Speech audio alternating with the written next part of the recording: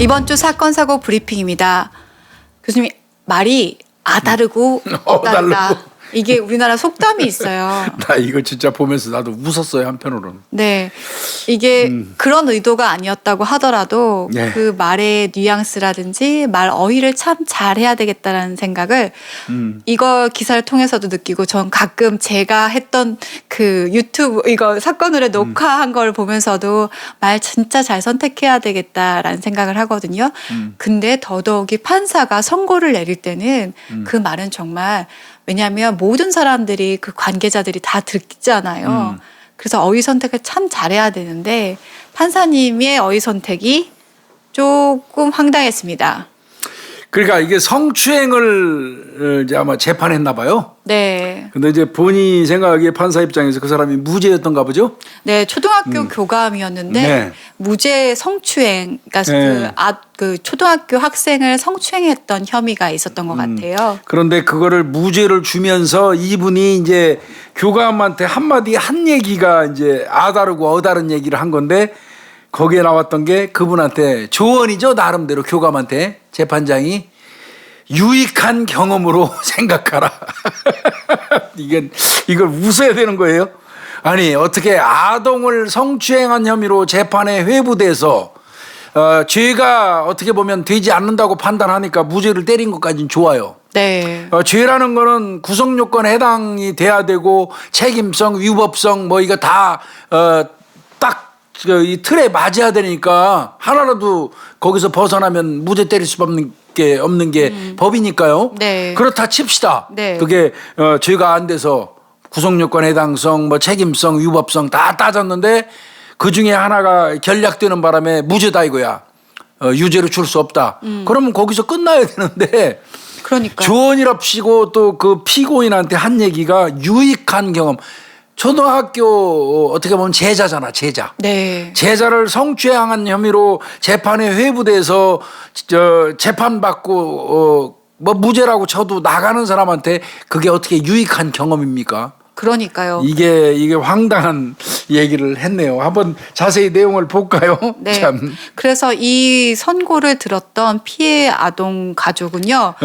이거는 그렇다면 그 판사의 편파적인 선고다. 이거는 무죄 선고한 게 잘못된 걸 수도 있다라고 해서 검찰하고 함께 지금 대법원 상고까지 준비하고 있다고 합니다. 이 재판이 지난해 작년이네요. 작년 11월 29일 날 대전 고등법원에서 열린, 아이고 항소심까지 간 거네. 항소심.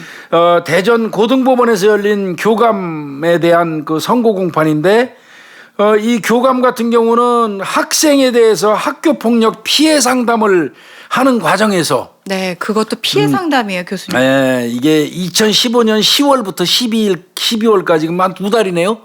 수십 차례에 걸쳐서 성추행한 혐의로 재판이 넘겨졌단 말이에요. 네. 그러면 이거 우연히 한 번도 아니고 수십 차례라고 얘기가 됐는데, 학교 폭력 피해 상담을 하는 과정에서 수십 차례 2달 동안, 이게 무죄나기가 쉽지 않을 것 같은데. 이게 지난주에 난 거잖아요. 근데 이게 2015년 10월에서 12월 발생했던 사건이니까 그러니까요, 이게. 거의 한 4, 5년을 끈 거예요. 교수님. 그러네. 이게 그러니까 항소심까지 갔죠. 네. 그 내용이 보니까 공소사실 보니까요. 네. 이 교감이 그 학생 손잡고 흔들면서 학교를 거닐었고 엉덩이하고 가슴을 만지는 등 강제추행했다고 돼 있거든요. 네. 그때 이 피해 아동의 나이가 11살이었다. 11살. 11살이면 사리분별 할 수 있는 나이인데. 네. 근데 이거를 아마 사실을 알리지 않았던 것 같아요. 이 피해 학생 같은 경우. 아, 누구한테 말 안 했구나. 네. 근데 이제 엄마 같은 경우는 이제 아이들이 어떻게 지내고 있나 아마 보잖아요. 그래서 보다 보니까 일기하고 알림장 메모를 보게 됐나 봐요. 아이고, 엄마가. 네. 근데 이 아이가 어떤 걸 작성해놨냐면 교감 선생님을 믿고 상담했지만 팔을 문질러 수치심을 느꼈다. 몸을 만지고 앉기까지 한다. 이렇게 적혀 있었다는 거죠? 네. 그러면서 그 교장을 뱀으로 묘사한 그림도 그려놨네요. 네, 이렇게 뱀 그림을 그렸는데요. 실제 이게 지금 기사에 같이 떠 있어요. 근데 뱀 이렇게 써놓고 그 막 손도 막 진짜 기괴하게 달린 그 어떻게 보면 괴물을 그려놓은. 더듬이라는 얘기야. 이거 손이 여러 개니까 막 더듬었다는 얘기잖아. 지금 결론은. 네. 이게 웃으면 안 되는 교수님 표현이 너무 웃겨서. 이게 이 성추행하는 놈들 잠깐 이 주제하고 좀 벗어나서 좀 말씀드리면 대체로 예전에 다 그런 건 아니지만 권력계나 쓰던 법조인 계통에 있는 사람들이 이 사람들이 뭐 솔직히 얘기할게요. 사법고시 정도 20대 나이에 패스하고 나면 지방 같은 데 가가지고 검사나 판사로 가시잖아요. 네. 그러면 바로 그 순간 영감님이 돼요. 네. 아직 30도 안 된 것도 영감님이에요. 주변 사람들이. 뭐 그러니까 오직하면 뭐 그 당시에 확대해서 얘기하자면 뭐 사법고시 패스하고 6개월만 되면 ABM도 잃어버린다고 까먹는다고 그런 말도 심지어는 오직하면 돌았을까요. 그렇게 영감님 소리를 듣던 사람들이 접대받으면서 술집이고 어디고 가서 마음 놓고 접객부 여성들 주물떡거리다가 그게 이제 그 관성의 법칙이야. 습관이 돼가지고 이 손 놀리는 게 주체가 안 되는 이제 자연스럽게 돌아다니다가 취재원 기자 만지작거리고 골프 치러 가서 손녀딸 같아가지고 가슴 부위를 손가락으로 이렇게 찌르고 이지랄하다가 처벌받은 놈들 많잖아요. 네.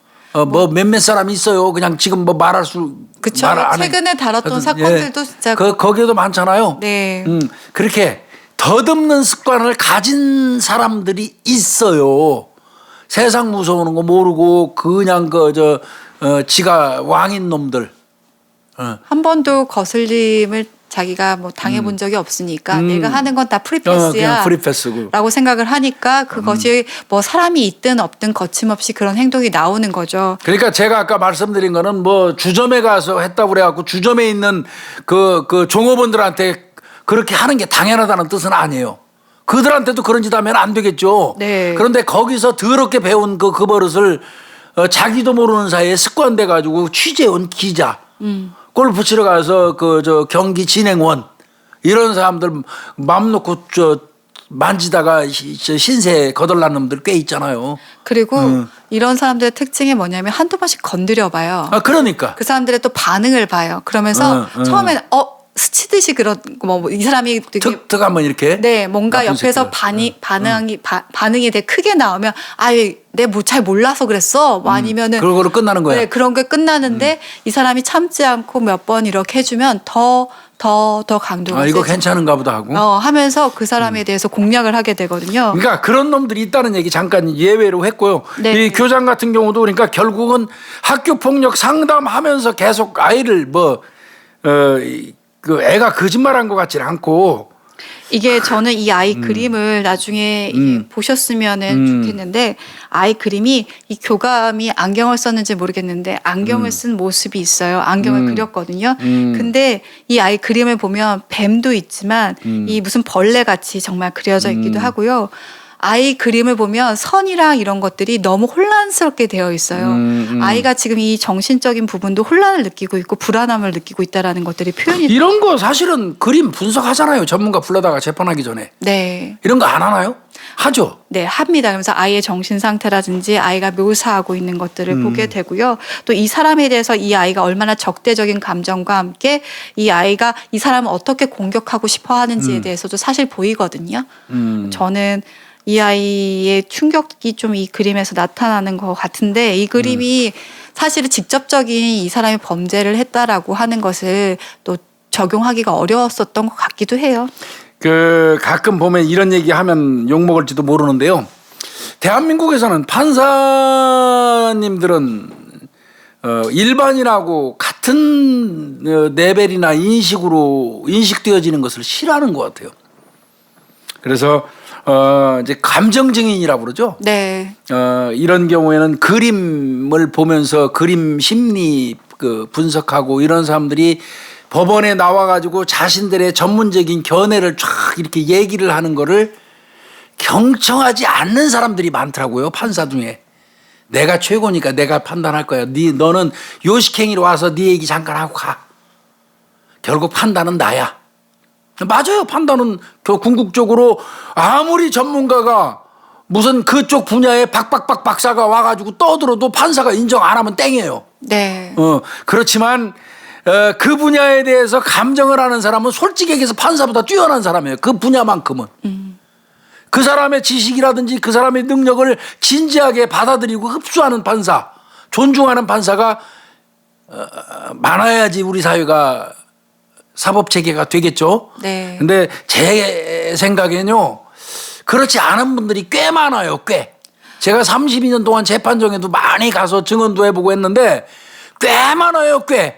수사 현장을 제대로 알지도 못하면서 수사 현장에 대해서 얘기를 하면 지 판단을 가지고 이럴 수도 있는 건데 왜 그랬냐고 따지는 확 그냥 엎어버리고 나오고 싶을 때도 많았거든요. 근데 이런 그림 전문가가 가가지고 이런 지금 우리 김윤희 프로파일러 얘기한 것처럼 선을 보고 다 공부에 의해서 경험에 의해서 나온 거예요. 이거 선을 보고 뭐를 판단하고 어떤 의미를 부여하는 거. 그거 판사치는 모르잖아요. 네. 그럼에도 불구하고 아주 무시하는 경향이 있더라는 거죠. 다 그런 건 아니고 일부 몇몇 그런 놈들 그런 맞아요, 교수님. 있더라고. 그거 내가 그거 많이 느꼈거든요. 이 그림도 좀 분석을 좀 해봤으면 그리고 분석한 사람의 얘기를 좀 진지하게 들었으면 좋았을 것 같다는 생각, 제가 이런 말씀 드리는 거예요.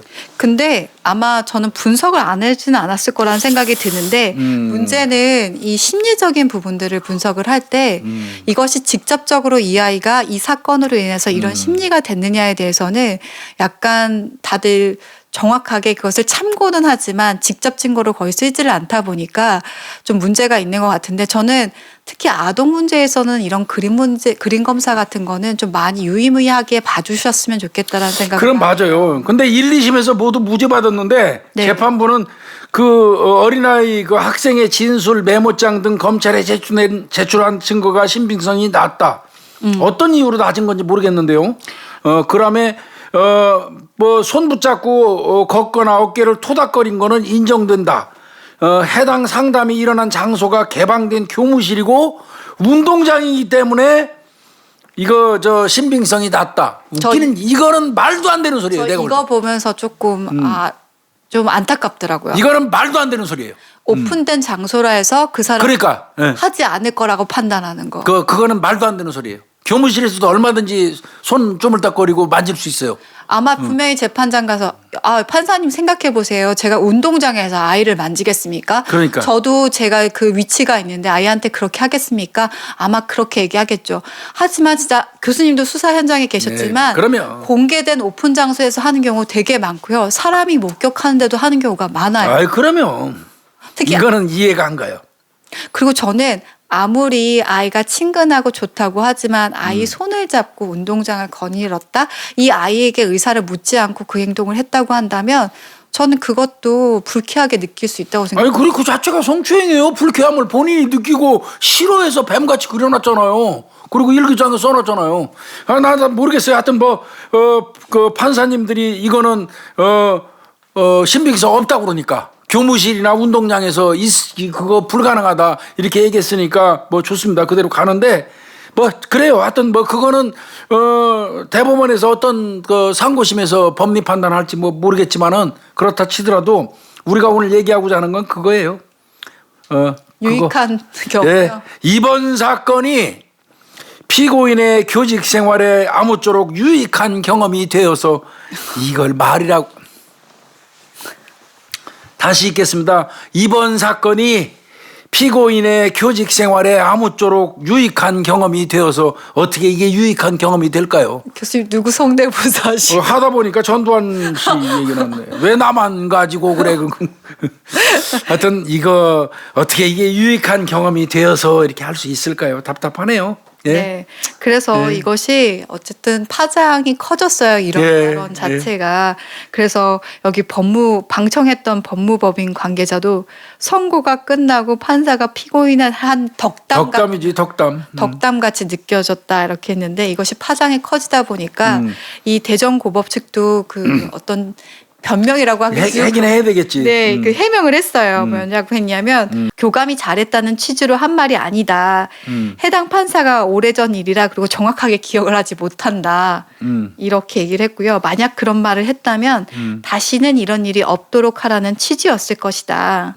라고 얘기를 했답니다. 꿈보다 해몽이 좋죠. 네, 저는 오래된 사건이라 기억을 하지 못한다. 그럼에도 불구하고 혹시 그런 말을 했다고 한다면 이거는 그냥 다시는 그런 일이 없도록 하라는 취지였다.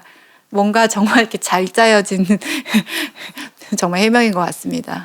하여튼 검찰이나 피해자 측에서는 이거 재판부가 신빙성이 낮다고 판단한 이유 이해할 수 없다. 네. 그러면서 그런 취지의 내용을 써가지고 지금 대법원에 상고심에 제출을 했어요. 그러면 거기서 만약에 대법원에서 볼 때 이거 좀 문제 있다 판단되면 뭐 파기환송도 할 수도 있으니까 이거는 좀 더 지켜봐야 되는데 분명한 거는 판사가 사용할 수 있는 어휘는 아니에요. 네. 그리고 저는 한 가지 또 좀 아쉬운 것이 있다고 한다면 아마 그런 영향도 있었을 거예요. 아이가 직접 뭐 누구한테 알린 것이 아니라 그러니까. 입장이나 일기의 메모에 통해서 이것을 부모님이 유추했다라는 것도 재판에 어떻게 보면 작용을 했을 텐데 저는 그거를 하지 않았기 때문에 아이가 저는 어떻게 보면 피해를 당했을 수도 있다라고 생각을 하거든요. 그런 부분에 있어서 자신이 가볍게 생각하지 않고 그렇지만 내부 안에선 분노와 어떻게 보면 사람에 대한 불신이 생겼다라는 거잖아요. 그만큼 어떤 피해를 당했기 때문에 그런 징후가 표출이 됐는데 그걸 더 말하지 못하기 때문에 더 그 피해가 크다라고 저는 인지를 하고 있게 돼요. 저희 입장에서는. 그래서 그런 부분들을 좀 더 고려해서 단순히 오픈된 장소가 아니라 이 아이가 그것에 대해서 얘기하지 않았다, 미리 먼저 얘기하지 않았다라는 부분이 아니라 좀 더 내면 깊숙이를 좀 들여다 봐 주셨으면 좋겠습니다. 좀 지켜보자고요, 이건. 네. 그건 뭐 저도 그러네. 사실 다 전체 내용을 아는 건 아니기 때문에요. 그냥 다만 제가 뭐 봐왔던 것들, 알았던 사건들을 기반해서 얘기를 좀 해봤습니다. 네. 네. 교수님. 네. 유익한 시간이셨기를 바랍니다. 네. 네, 고생하셨습니다. 네.